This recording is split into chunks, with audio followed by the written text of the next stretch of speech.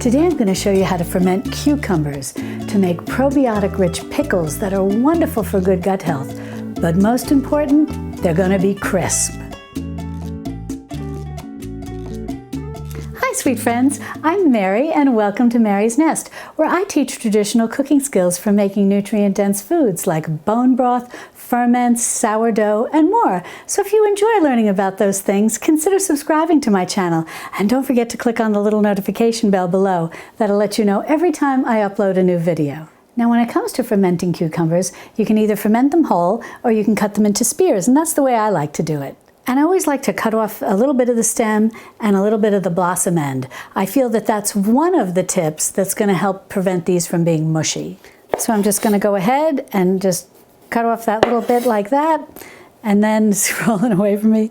Then I'm just going to cut these into spears, and then we'll be ready to start putting them in the jar. Now, when it comes to fermenting cucumbers, you can keep it very simple and use nothing other than our brine mixture, which is just salt and water, or you can add various pickling spices. I like to add a mixture of mustard seeds, black peppercorns, and allspice berries. And basically what I'm going to do is just put these down in the bottom of the jar. Now I'm going to make these dill pickles, so I'm going to put this dill in, but I'm going to tuck it in once we get our pickles in. And now the next thing, after we've taken off the stem and the blossom end, the next thing I want to share with you about how to keep these fermented cucumbers crisp, so they're crisp pickles, is that we want to make sure we have something in this jar that has tannins in it. Tannins help fermented vegetables stay crisp.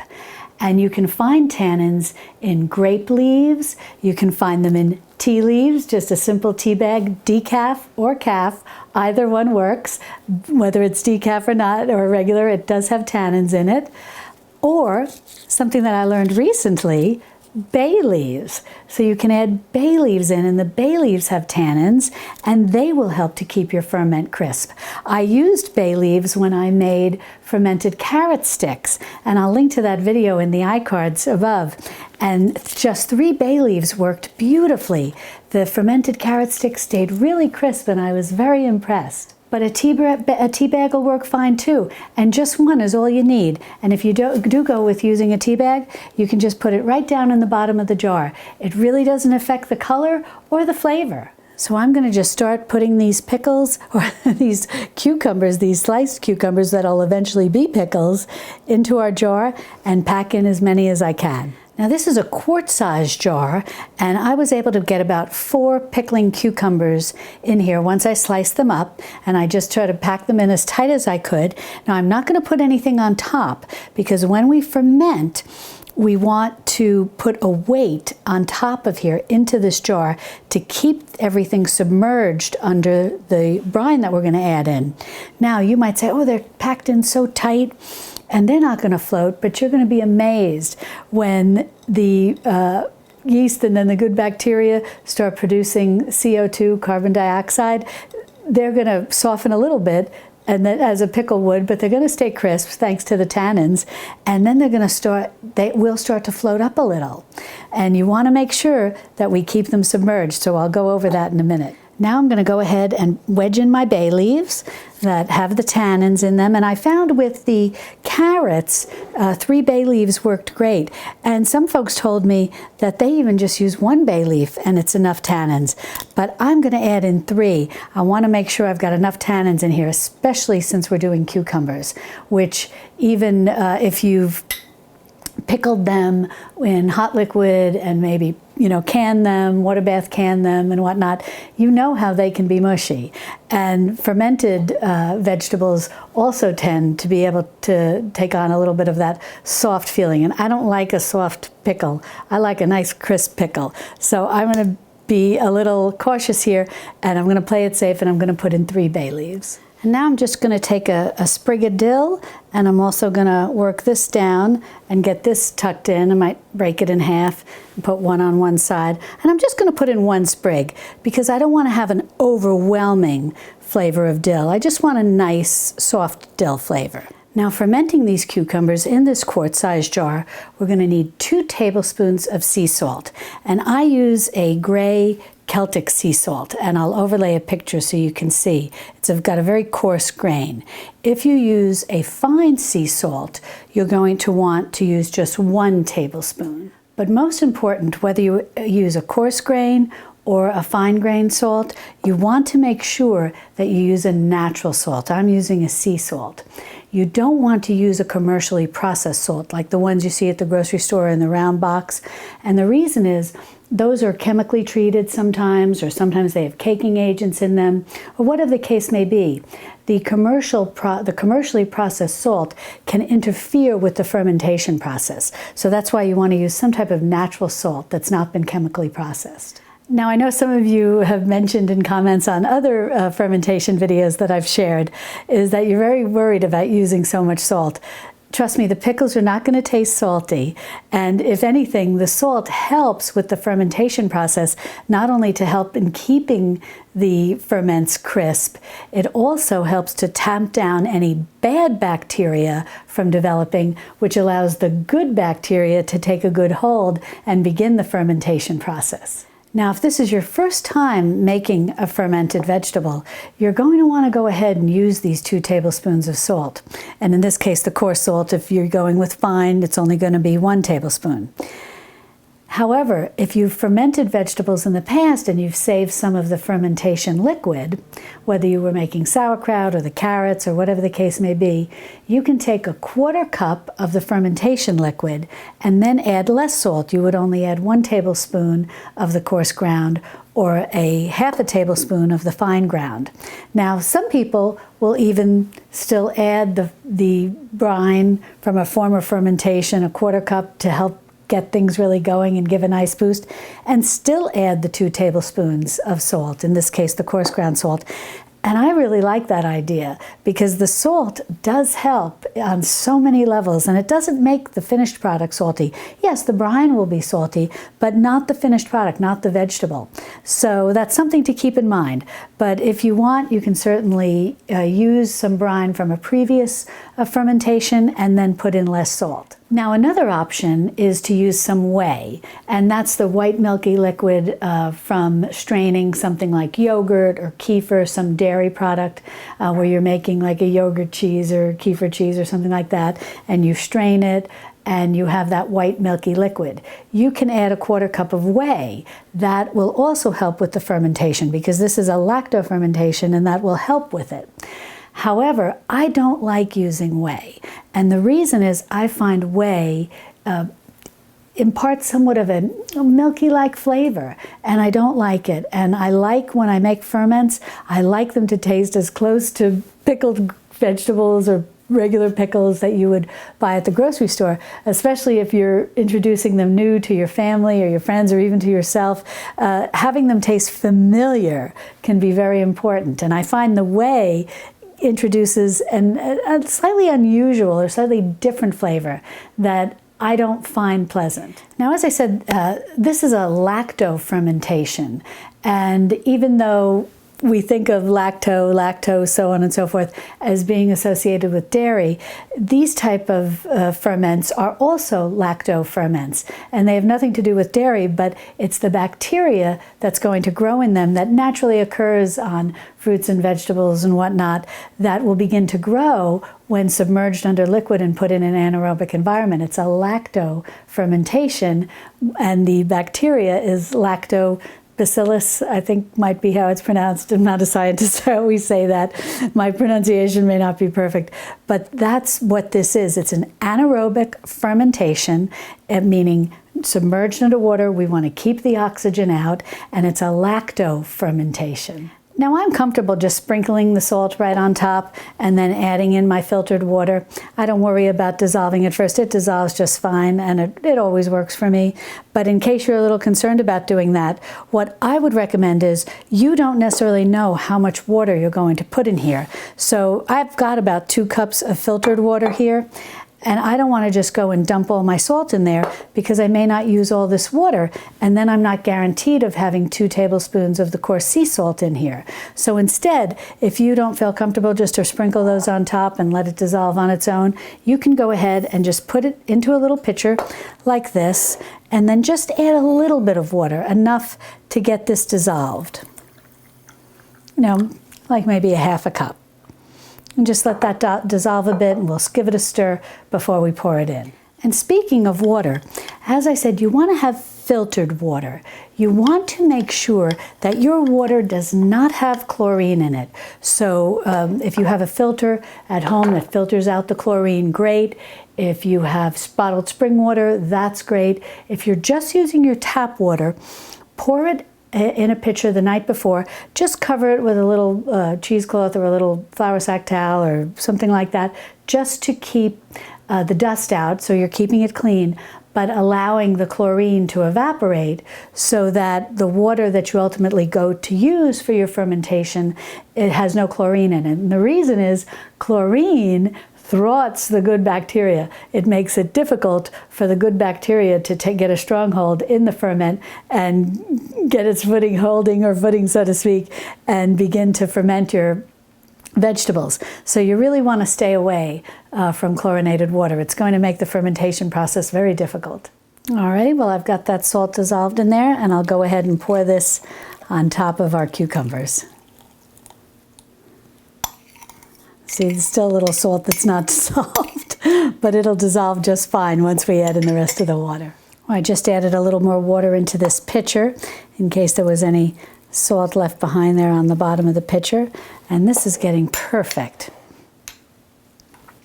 Just going to add a little bit more water, and then I'll show you how we go through the process of weighting it down. Now, when it comes to weighting down the ferments, any type of ferment that you're making, you have a couple of options. For years, I just enjoyed using these 4-ounce jelly jars, and I would just plop it down right on top of my ferment, and once I put the lid on, it would weight it down, and I wouldn't worry about the liquid spilling out, because actually what would happen is it would just sort of come over the lip and go right into this jar. So that was a very clever system. But now they make these glass weights, which definitely make it very easy. You just plop this down right into the jar. And they usually sell them with these pickle pipes too. Sometimes they're sold separately, sometimes they're sold together, and we'll talk about this in a minute. But I'll be sure to link in the description below to all of the fermenting supplies that I use, because they've all come in so handy. So now what I'm going to do is I'm going to go ahead and I'm going to take this glass weight, and I'm just going to put it right down on top there. Boom. Now that we've got our ferment, or in this case our cucumbers, weighted down, the next thing we need to do is to decide what type of lid we want to put on the jar.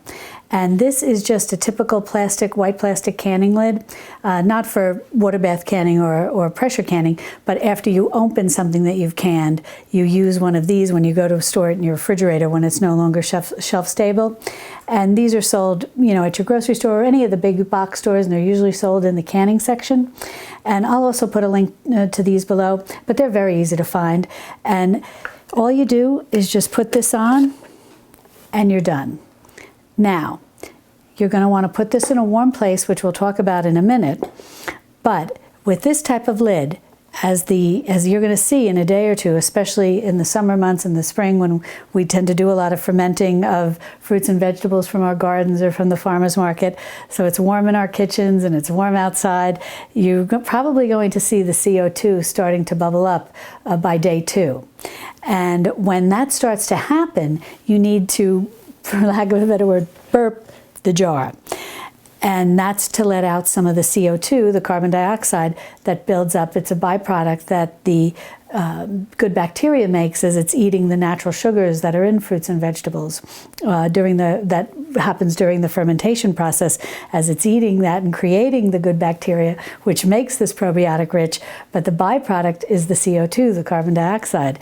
And so that you don't want it to build up too much and get too fizzy that the jar would break. So you need to just come over and boop, burp it like that. Now, that's one option, and you're going to need to do that every day until you decide that your cucumbers are properly fermented, and we'll talk about that in a minute. Another option is to just use a plain old canning lid and a canning ring. And this is what I did for years. I used the jelly jar and a canning lid and a canning ring. And the reason that I like this was sometimes these can stick a little, and you know, maybe a little bit of the fermentation liquid spills over the top, and we'll talk all about that in a minute. And it can make it a little sticky. And so it can be difficult. It can be difficult to unscrew this. And when you do get it unscrewed, it's sometimes because of the buildup of the CO2, it can pop a little. And I've always found that, as I've shared with you in other videos where I've showed you how to make fermented vegetables, I always found it a little frightening. And sometimes it was really difficult to loosen. And I would have to even put some warm water around there. And I just felt it was messy and complicated. And so I wasn't a fan of it. But I found that the ring was a lot easier to loosen. And then what would sometimes happen, the lid, the canning lid, would make a seal even after a day or two as that CO2 was coming up. But that was okay, because all I needed to do to burp this was to get a can opener and just open it like that. And there was no fanfare, no poof or anything like that. Now you are, whether you use this or this, when you do open it, you will hear like whoosh. But this I just found easier. I found it easier to loosen the ring, and I found it a little less intimidating to just use a can opener to remove the canning lid. So that's one option. So now we have two options for lids. The third option, as I showed you before, are these popular pickle pipes. And this is just one variety. There's all kinds of different things for fermenting vegetables today, but this is just what I have. And you put this on your jar, and then all you do is take a canning ring and tighten it like this. And you're done. And when carbon dioxide builds up and needs to be released, there's a tiny little pinhole in the very top here, and the carbon dioxide will come out, but no oxygen, no air will get in. And because remember, oxygen, air, that's our enemy in fermentation, because this is an anaerobic fermentation. We want to keep everything submerged in the water. We want to keep oxygen from getting in. We want to allow the good bacteria to eat all the natural sugars in here, create CO2, release that, and then it comes released through this little pinhole, and no oxygen gets in, and everybody in the jar is happy. Now you want to find a warm place in your kitchen to put this so it can just sit undisturbed and out of direct sunlight. Now some of you have asked me, oh, can I put it in my pantry? Sure you can. I don't do that because I'm always afraid I'm going to get busy and I'm going to forget about it. But if you have a place in your pantry where you know you'll see it, you can certainly put it in your pantry. Now in warm weather, as I said, when our kitchens are warm, you will probably start to see bubbling and fizzing within 2 days. And now remember, you're going to be burping. Now you don't have to do it with this because this little pinhole is going to release the CO2. But if you use any of the other lids, you're going to want to burp it. Now on the second day, when you start seeing all that bubbling and whatnot, by the end of the second day, take everything off, take out the weight, use your clean hands and clean utensils, whatever you use to take the weight out, a spoon or a fork. And don't, because you don't want to introduce any uncleanliness, you don't want to introduce any bad bacteria that could take hold and not give the good bacteria a chance to focus on fermentation. And taste your cucumber. Now, hopefully at that point, it's becoming a pickle, but you want to give it a taste and see if you like the consistency. Has it developed into a pickle? Does it still have a nice crisp to it? Do you like the flavor? If so, you're done.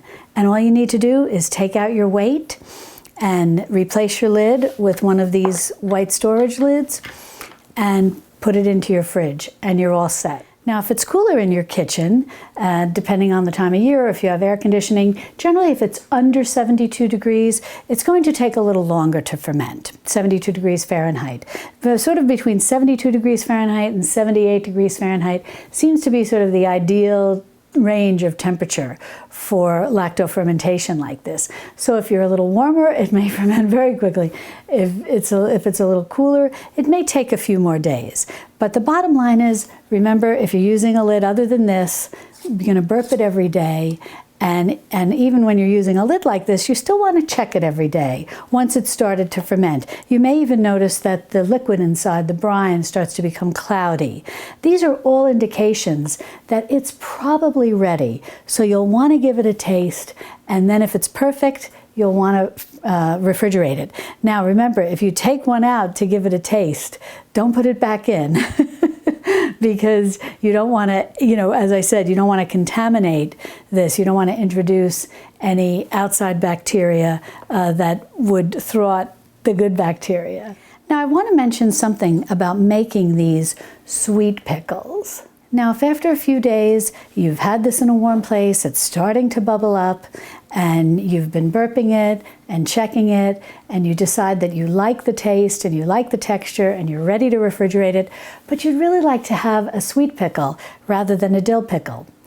Well, what you want to do at this point is remove a little bit of the liquid, the brine, and you can save it for your future ferments, and at this point add your sweetener. You don't want to add the sweetener when you're going through the original fermentation process. Sandor Katz, in his book Wild Fermentation, which is a wonderful resource if you enjoy making ferments, and I'll be sure to put a link to his book in the description below, but he recommends to put the sweetener in after the fermentation process has taken place and when you go to refrigerate it, which considerably slows down the fermentation process. Because if you put the sweetener in at the beginning, it can almost make something that becomes into more of an alcohol. And so you want to avoid that, and you really just want something that's sweet. And so if you put the sweetener in at the end when you're getting ready to put it in into the refrigerator, which significantly slows down any fermentation, then you don't need to worry about that. You're just going to have sweet pickles in your fridge. Now I want to give you a little tip about preventing making a mess when it comes to making ferments. I highly recommend putting your jars into some kind of little bowl like this. And the reason is, even if you think you haven't overfilled it, or even if you think you haven't put too much water, whatever the case may be, or if you did put a little too much water, when that CO2 starts bubbling, even though you have these lids, whatever lid you might be using on, when you think you have it on tight, water or liquid, the brine, may still bubble out. And it can make a mess on the counter. If you put this in your pantry, it could make a real mess. But all of that will be avoided if you put your jar that you're fermenting, whatever you're fermenting, and put it in a bowl like this. This will catch the water or the brine, and no mess. If you'd like to learn more about traditional cooking, be sure to subscribe to my channel, and then click on this video over here where I show you how to make naturally fermented, probiotic rich sauerkraut. And I'll see you over there in my Texas Hill Country kitchen. Love and God bless.